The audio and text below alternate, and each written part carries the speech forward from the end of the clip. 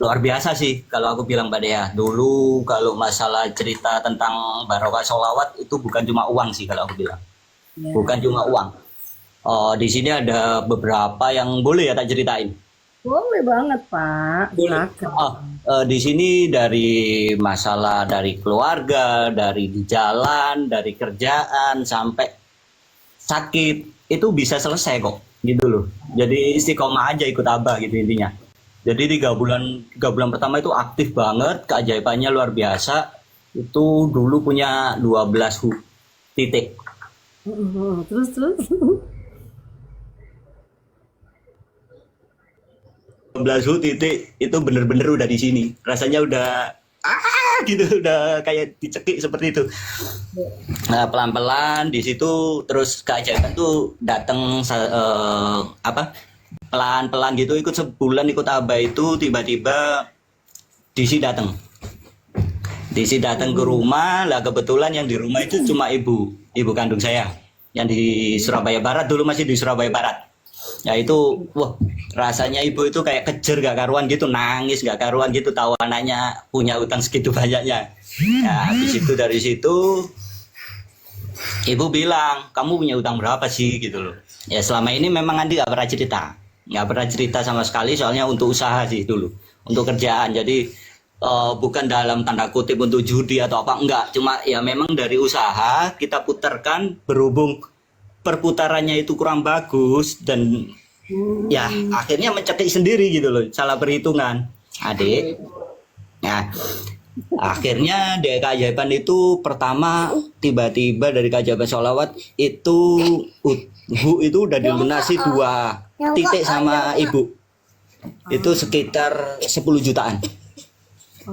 Jadi saya Oh, nggak tahu tiba-tiba ada surat lunas gitu datang di rumah dan bilang ya udah jangan diulangi lagi ya biar ini tanggungan biar ini rezeki ibu biar kata biar almarhum ayah nggak bimbang gitu loh kamu bawa utang banyak gitu. Jadi dari 12 itu tinggal 10. Nah, itu dari 10 itu kok aku merasa dulu masih ada tanda kutip di grup ya. Nah, lagi rame di grup.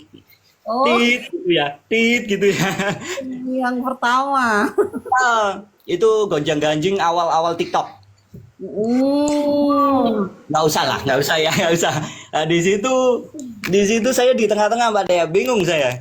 Banyak banget di grup itu kan aktif dulu kan zaman dulu grupnya kan aktif banget.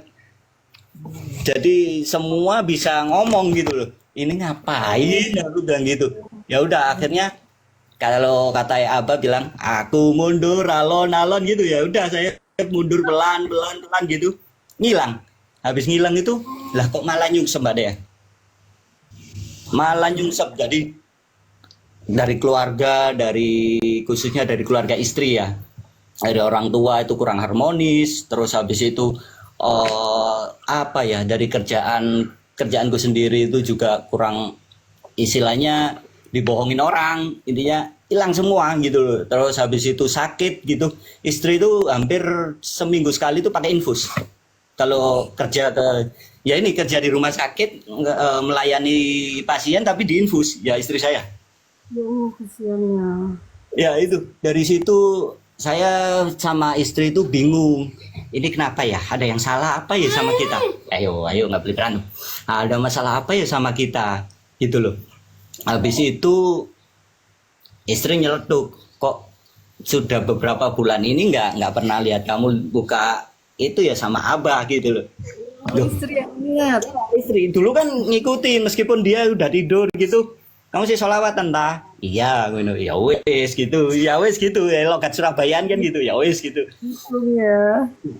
iya ya dari situ mulai sadar pertama mau balik itu sungkan Mbak Dea pertama lihat-lihat YouTube lihat-lihat TikTok ngintip dulu ngintip ngintip ini pengalaman ini ngintip-ngintip berhadiah gitu loh. Nah, dari ngintip itu aja Mbak Dea itu aja waduh barokahnya luar biasa sih kalau aku bilang dari ngintip ini belum gabung lagi sayang adik kakak jatuh sebentar nggak boleh gitu. Masya Allah, ini real ya. Ini testimoninya real ya nih, Pak Andi Real. aja sedang bersama I- anaknya tanpa kita Ini harus merinding ini. Nah, ini saksinya dua orang ini. Anak saya ini bener-bener dari mulai lahir, dari kecil mulai lahir udah anak solawat kata Mbak Dea ya ini yang nemenin dulu kalau nggak sama bapaknya itu nggak mau tidur gitu loh. Mamanya kayak kena baby blues gitu, jadi takut kalau ya yang nemenin ya abah gitu, yang nidurin ya itu dengerin solawat itu gitu dulu. kayak si Abil tadi ya, kayak Abil tadi sore Iya ya. bener banget. Iya sampai ngorok-ngorok gitu dia dulu kecil. Nah, itu Mbak Dea habis itu kan berhubung dulu sih saya tinggal di Surabaya Barat. Masih di rumah ibu saya, ibu kandung. Itu di daerah perbatasan antara Surabaya sama Gresik. Nah, kerjaannya itu di Sidoarjo Kota. Kurang lebih kalau saya PP itu sekitar 40 kilo. Jadi kalau setiap hari PP itu 80 kilo. Jauhnya kok. Iya, itu selama 6 bulan. Nah, habis itu lagi ada masalah antara mertua, ya udah. Saya rasa kok bangku sini dek, biar gak diangkat belakang. Aku kok ngerasa kasihan sama ibu gitu loh. Ya udah Bu, ikut aku dulu biar tenang gitu loh. Intinya sama-sama. Habis itu kita kontrakannya itu ya gitu Mbak Dea, masuk gang kecil. Habis itu dibawa apa ya? Mbak Dea tahu barongan rimbunan pohon bambu gitu loh. Nah, itu dibawa barongan itu dari setiap malam. Si kakak ini ngelihat ya enggak. Nah, itu di situ. Dari situ pelan-pelan tak tata kembali gitu tak lihat ngintip-ngintip abah lagi live ngintip mau balik masih takut masih malu enggak istilahnya jempol ini kalau mau ketik ke abah itu sungkan gitu loh rasanya karena ya apa ya dulu udah pernah diselamatin tapi kok kurang ajar istilahnya gitu kalau saya ngerasa seperti itu